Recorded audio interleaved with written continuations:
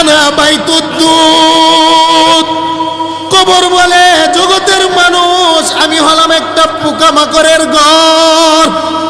তোমার আপনজনেরা তোমাকে যখন দাফন করে চলে যায় রে মানুষ, 7 দিনের দিন তোমার 2 নয়নের মধ্যে 2টা পোকা ধরে। তোমার 2টা চোখের পুতুলিকে আমি কবরের পোকা কামড়িয়ে খাই। 14 দিনের দিন তোমার নারী বুড়ি কলিজাগুলো পচে পায়খানার রাস্তা দিয়ে বের হয়। তোমার গোশতের রেজার ভিতরে পোকা মাকড় তৈরি হয়। 21 দিনের দিন মানুষের দেহের চুল এবং দাড়ি মাথার চুলগুলা খসে মাটিতে পড়ে যায়। 33 দিনের দিন মানুষের হাড্ডি থেকে গোশতটা আলাদা হয়ে যায়। 2 মাসের ভিতরে হাড্ডির ভিতরে মজ্জার ভিতরে কিরামাকড় আরম্ভ হয়। কবর বলে আনা বাইতুদ্দুদ, আমি কবরের পোকামাকড় তোমার চামড়া খাবে রে মানুষ, তোমার গোশত খাবে, তোমার হাড্ডি খাবে, তোমার কোনো অস্তিত্ব আমি কবরের পোকামাকড় ছাড় দিবে না। कैसे कैसे खूबसूरत रानिया शाहजादिया तन बदन सब गल गई है शक्ल सूरत क्या हुई।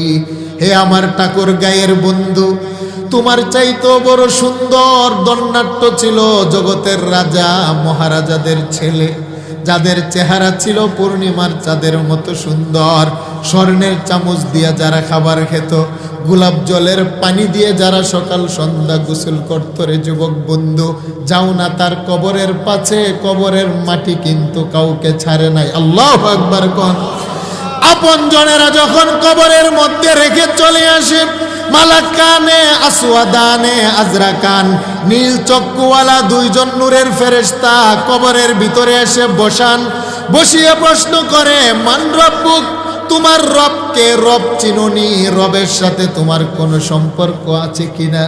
যেই মানুষটা আল্লাহওয়ালা নবীওয়ালা, যেই সমস্ত নারীরা পর্দা মানে, যেই সমস্ত নারী স্বামী মানে, যেই সমস্ত নারী তার সতীত্ব নারীত্ব মাতৃত্বকে হেফাজত করে, যেই সমস্ত নারী বেগানা পুরুষের সাথে সম্পর্ক করে না, যেই সমস্ত মা বোনেরা পর্দার ভিতরে চলে, যেই সমস্ত মা বোনেরা স্বামীর সাথে বেয়াদবি করে না, পরকীয়া করে না, জেনা ব্যভিচার করে না, আলমারআতু ইযা সাল্লাত খামসাহা, 5 ওয়াক্ত নামাজ পড়ে যেই সমস্ত আম্মা জানেরা, ওয়াসামাত শাহরাহা, যেই সমস্ত আম্মা জানেরা রমজান মাসের রোজা রাখে, ওয়া আতাআত বালাহা, যেই সমস্ত মা বোনেরা স্বামীর কথা মানে, যেই সমস্ত মা বোনেরা তার নারীত্ব সতীত্ব মাতৃত্বকে হেফাজত করে, যেই সমস্ত যুবক আল্লাহ মানে, রাসূল মানে, নামাজ মানে, রোজা মানে, কোরআন মানে,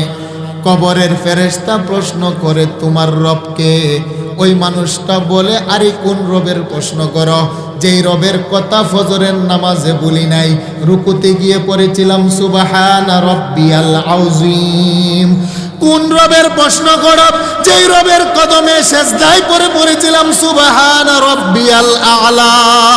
কোন রবের প্রশ্ন করো? যেই রবের দরবারে 2 হাত উঠিয়ে পড়েছিলাম রব্বানা যালামনা। ওই রবের প্রশ্ন যদি আমাকে করো, আমার কাছ থেকে জবাব নাও। আমার রব হলেন রব্বি আল্লাহ। আল্লাহু আকবার। মুসলিম শরীফের বর্ণনা, দ্বিতীয় প্রশ্ন করবেন ওয়ামান দীনুক, তোমার ধর্ম কি? সে বলবে আমি হিন্দু ছিলাম না, বৌদ্ধ ছিলাম না, খ্রিস্টান ছিলাম না, আমি মুসলিম ছিলাম।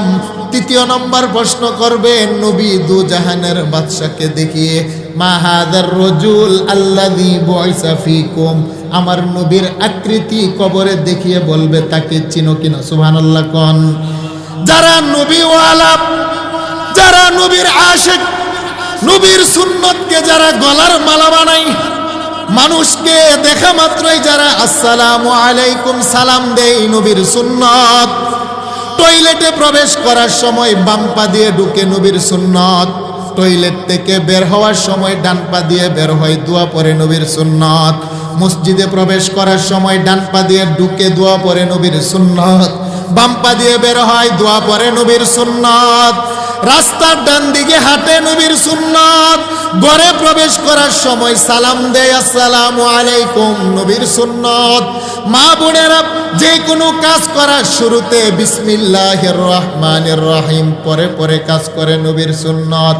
নবীর সুন্নত মাথায় টুপি, নবীর সুন্নত মুখে দাড়ি, নবীর সুন্নত দেহের ভিতরে জুব্বা, নবীর আশেক, নবীর দেওয়ানা।